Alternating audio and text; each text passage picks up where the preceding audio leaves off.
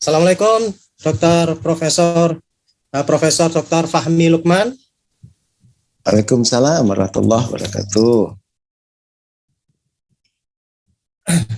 Alhamdulillah. Sehat Mas Sami ya.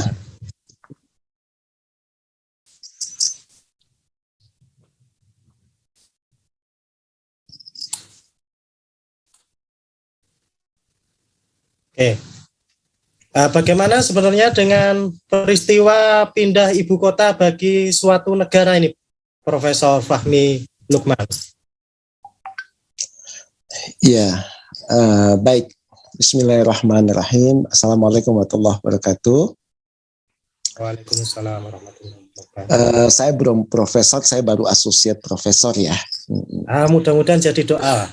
Amin, amin, amin. Baik, para profesor, para dokter, dan kawan-kawan yang hadir di ruang Zoom pada pagi hari ini, alhamdulillah tentu menjadi sangat berbahagia kita bisa bersilaturahmi di ruang Zoom ini. Nah, satu perbincangan yang menarik para dokter dan adalah terkait dengan persoalan IKN ya. Nah, kalau tentu saja persoalan IKN ini sudah kita lihat bagaimana perdebatan yang terkait dengan persoalan perlukah kita pindah ataukah tidak perlu kita pindah ya. Tetapi tentu saja pada kesempatan ini saya diminta untuk menghantarkan ya tentang masalah pindahnya IKN ini ibu kota negara dan bagaimana kemudian terkait dengan persoalan peradaban baru. Apakah kemudian kita akan membangun sebuah peradaban baru begitu ya? Nah, saya ingin mengacu terlebih dahulu kepada pembukaan Undang-Undang Dasar Negara Republik Indonesia tahun 1945. Di dalam kalau kita perhatikan di dalam pembukaan undang-undang tersebut tadi, maka yang terkait dengan kemerdekaan Indonesia itu adalah berkat rahmat Allah yang Maha Kuasa ya, dan kemudian itu bagian dari aspek yang terkait juga dengan esensi kehidupan sebuah masyarakat begitu ya, sebuah bangsa, di mana disebutkan agar kita itu berkehidupan kebangsaan yang bebas, maka dengan ini rakyat Indonesia menyatakan kemerdekaannya. Dari aspek itu maka ada konteks di mana rakyat itu atau masyarakat itu membentuk suatu pemerintahan. Nah, di mana tugas pemerintahan itu adalah melindungi segenap bangsa Indonesia, segenap tumpah darahnya, kemudian berkonsentrasi untuk memajukan kesejahteraan umum, mencerdaskan kehidupan bangsa. Nah, paling tidak ada dasar yang kemudian kita lihat di dalam pembukaan undang-undang itu yang menunjukkan betapa pentingnya untuk melindungi segenap bangsa dan kemudian tumpah darah Indonesia ini, di samping tentu saja memajukan kesejahteraan. Nah, persoalannya adalah ketika terkait dengan persoalan IKN ini, maka tentu ketika kita hendak membangun sebuah ibu kota yang apakah nanti ini akan menjadi sebuah peradaban baru, maka menurut hemat saya pembangunan sebuah ibu kota dan juga membangun sebuah peradaban baru itu tidak bisa dilepaskan dari persoalan ideologi yang dianut atau diyakini oleh sebuah bangsa begitu ya. Apa sebabnya? Karena ideologi itu adalah sebuah way of life ya. Ideologi itu adalah pandangan hidup sebuah bangsa. Dan kalau dia merupakan pandangan hidup, kalau dia merupakan sebuah ideologi, maka dalam sebuah ideologi itu paling tidak dia memiliki 3 aspek. Yang pertama adalah ideologi itu mencerminkan terkait dengan konsepsi tentang kehidupan. Jadi bagaimana sebuah masyarakat itu memandang tentang kehidupannya. Jadi kalau begitu, bangsa Indonesia memiliki cara pandang tentang kehidupan itu seperti apa. Kemudian yang kedua, bahwa sebuah ideologi atau sebuah pandangan hidup bukan sekedar the set of philosophy, ya, sekedar cuma filosofi yang memiliki bernas, tetapi sebuah filosofi yang juga kemudian terkait dengan dia memiliki solusi terhadap berbagai problematika yang dihadapi oleh manusianya. Jadi kalau dalam bahasa Arab itu disebutkan yu'aliju masyakilil insan. Dia memiliki solusi yang ditawarkan kepada manusia atau kepada masyarakatnya terkait dengan persoalan problem ekonomi, terkait dengan problem sosial, problem politik, termasuk juga problem pertahanan keamanan dari masyarakat itu, termasuk juga menjawab persoalan budaya, menjawab persoalan peradaban. Jadi aspek yang kedua dari sebuah ideologi itu adalah dia memiliki solusi terhadap problematika itu. Nah, ini yang menjadi penting menurut hemat saya. Kenapa? Karena apakah kita memiliki solusi terhadap problematika yang kita hadapi, ataukah sebenarnya kita sedang mengadopsi satu ideologi yang lain, begitu ya, yang memang bertentangan dengan cara pandang masyarakat dan bangsa Indonesia. Kemudian yang ketiga, bahwa sebuah ideologi itu juga kemudian terkait erat dengan karena dia menjadi sesuatu yang diyakini oleh masyarakat atau bangsa itu, maka ideologi itu memiliki karakter terkait dengan apa? Terkait dengan adanya sebuah metode di mana ideologi itu disebarkan, disampaikan, atau dalam bahasa yang lain didakwahkan kepada masyarakat yang lain, agar kemudian ideologi itu juga dianut oleh masyarakat yang lain, begitu. Nah, kalau kemudian saya mencoba melihat konteks yang sifatnya ideologis itu dengan pemetaan 3 aspek tadi, yaitu bahwa sebuah pandangan hidup, sebuah kemudian ideologi itu memiliki 3 karakter tadi, yaitu adanya konsepsi tentang kehidupan dari sebuah bangsa, dari sebuah masyarakat tadi, dan yang kedua adalah adanya tawaran terhadap solusi dalam memecahkan problematika yang dihadapi oleh manusia, begitu ya.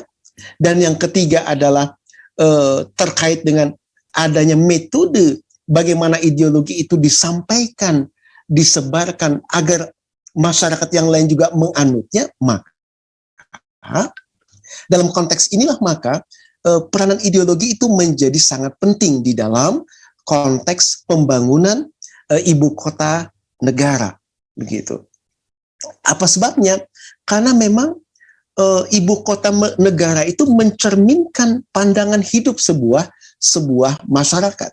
Dia mencerminkan karakter dari masyarakat tersebut tadi. Nah, dalam konteks pembahasan ideologi tentang masalah ini, maka kalau boleh saya ingin share screen ya. Nah, maka saya ingin mencoba menyampaikan bahwa ideologi atau pandangan hidup itu dia memberikan arah terhadap kehidupan. Jadi termasuk juga kemudian tentang penetapan ibu kota itu adalah pandangan dari sebuah ideologi yang dianut oleh sebuah bangsa.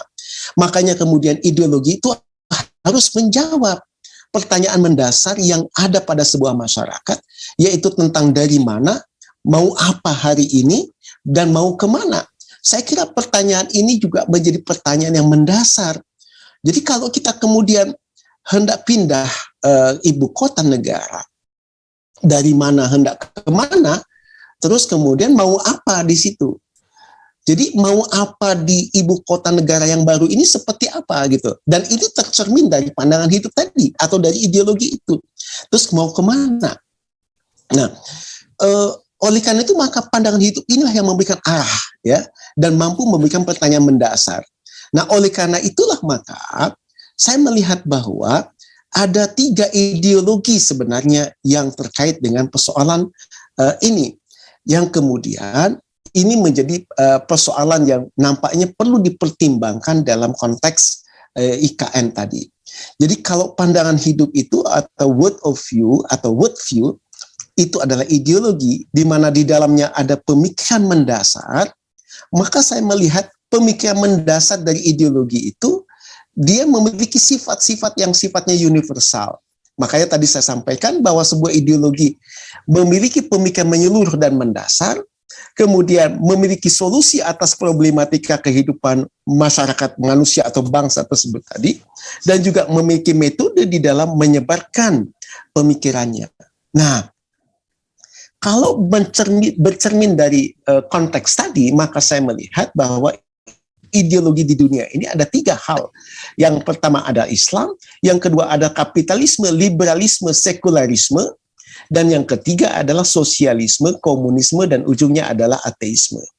Dan ketiga ideologi ini ternyata bahwa selalu berbenturan. Makanya kemudian kalau kita melihat bukunya The Clash of Civilization yang ditulis oleh Huntington misalnya, maka antara Islam, kapitalisme, dan sosialisme itu selalu benturan. Nah, berkaca dari aspek inilah maka kalau kita turunkan pada ibu kota negara baru yang sudah direncanakan dan undang-undangnya juga sudah disahkan, maka sekarang kita akan melihat pertanyaannya adalah menjadi pertanyaan mendasar. Apakah kemudian kepindahan ibu kota negara itu dari Jakarta ke Kalimantan ini itu kemudian tergambarkan di dalam konsep ideologi dari sebuah bangsa ini, yaitu tentu saja bangsa Indonesia ya.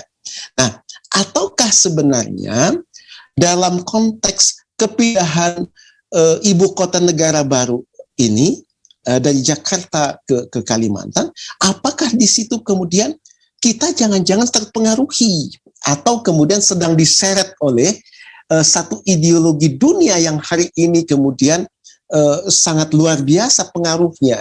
Apa itu? Yaitu kapitalisme, liberalisme, dan sekularisme pada satu sisi, dan ada ideologi yang lain yaitu sosialisme, komunisme, dan ateisme pada sisi yang lain. Yang ini dimainkan oleh negara-negara adidaya begitu, yang berupaya untuk mempengaruhi sebuah masyarakat, sebuah bangsa. Jadi dalam konteks ini maka menurut hemat saya kita perlu hati-hati di dalam konteks untuk pemindahan ibu kota negara. Tentu saja pertimbangannya mesti matang, pertimbangannya mesti baik, terencana dengan baik, karena itu juga mencerminkan dari ideologi dari sebuah masyarakat atau sebuah bangsa.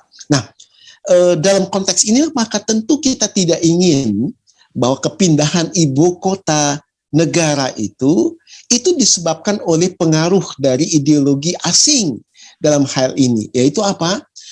Kapitalisme, liberalisme, dan sekularisme. Kenapa? Karena ideologi asing ini atau kapitalisme dan liberalisme itu adalah ideologi yang rakus begitu.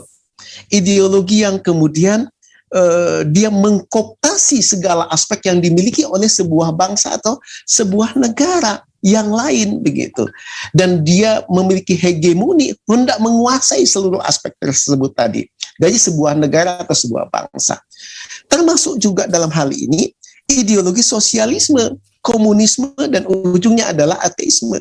Ini juga merupakan satu karakter ideologi yang rakus yang kemudian akan mencelakakan sebuah masyarakat atau sebuah bangsa. Kemudian kita mengadopsi paham seperti ini atau berada di bawah kekuasaan ideologi sosialisme, komunisme. Nah, oleh karena itu maka pertimbangan-pertimbangan yang sifatnya ideologi ini menurut hemat saya menjadi satu aspek yang sangat penting begitu ya. Kenapa? Karena ideologi atau pandangan hidup sebuah masyarakat itu adalah mencerminkan dari apa yang akan terjadi nanti di ibu kota negara yang baru tadi. Nah, oleh karena itu maka pertimbangan terkait dengan persoalan geografi, persoalan geologi, persoalan kemudian sosial politik, persoalan ekonomi, persoalan juga yang tidak kalah seriusnya adalah persoalan pertahanan keamanan. Saya kira ini harus kemudian menjadi pertimbangan yang difikirkan secara matang. Nah, pada hari ini kita berkumpul di ruang diskusi di forum Dr. Muslim Peduli Bangsa untuk mencoba mendiskusikan beberapa pertimbangan-pertimbangan yang terkait dengan masalah tadi. Dan pada titik inilah menurut hemat saya menjadi penting untuk membicarakan persoalan IKN ini dari sisi yang sifatnya mendasar, sangat ideologis tentu saja, karena jangan lupa bahwa kita berada dalam ruang yang tidak steril ya dari pengaruh ideologi kapitalisme, liberalisme, sekularisme, dan kita juga tidak berada pada ruang yang steril dari pengaruh ideologi sosialisme, komunisme, dan ujungnya adalah ateisme. Disinilah maka kemudian menurut hemat saya penting menjadi pertimbangan-pertimbangan terkait dengan kepindahan tadi. Di samping tentu pertimbangan-pertimbangan yang sifatnya teknis, persoalan geologi, geografi, kemudian juga sosial politik, kemudian termasuk pertahanan dan keamanan. Saya kira itu pengantar yang saya ingin sampaikan dalam konsep bagaimana pendekatan yang sifatnya ideologis menjadi pertimbangan di dalam konteks tadi. Sehingga kemudian kita sebagai bangsa tidak terhegemoni oleh ideologi-ideologi asing yang justru akan merugikan dari bangsa dan masyarakat ini. Kenapa? Karena tugas dari konteks pemerintah adalah terkait dengan aspek ini adalah untuk melindungi segenap bangsa Indonesia, seluruh tumpah darah Indonesia, dan untuk memajukan kesejahteraan umum dan mencerdaskan kehidupan bangsa. Saya kira itu poin yang menurut hemat saya ingin disampaikan pada pagi hari ini. Terima kasih. Assalamualaikum warahmatullahi wabarakatuh. Terima kasih